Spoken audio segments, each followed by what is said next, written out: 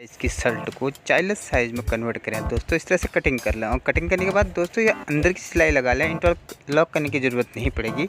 और आर्मोल के नीचे ये जरूर ध्यान दें, यहाँ पर बिल्कुल 0% में रखें, कम रखें, क्योंकि नहीं तो यहाँ से वो बिल्कुल मुड़ने लग जाता है। तो बने रहें पूरी वीडियो पर अंत तक। इस तरह से नाप लें दोस्तों। देख लो ये है आपका 3.25 इंच एक्स्ट्रा है कपड़ा यहाँ पर से, तो डबल में है 3.25 इंच एक्स्ट्रा, तो आप लगा लीजिए दोस्तों।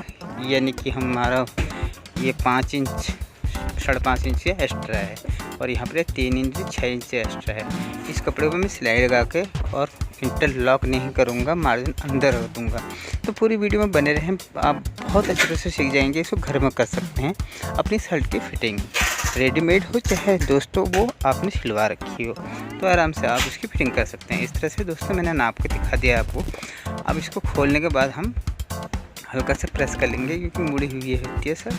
फिर उसके बाद उसमें सिलाई लगाएंगे। सिलाई लगाने के बाद दोस्तों उसमें स्टिचिंग करेंगे। स्टिचिंग करने के बाद जो मार्जिन है उसको अंदर की तरफ फोल्ड करेंगे। तो बने रहें पूरी वीडियो पर। सर आप भी निशान लगा लें दोस्तों। चैनल में नए हैं, लाइक सब्सक्राइब बेल आइकन जरूर ऑन कर लें।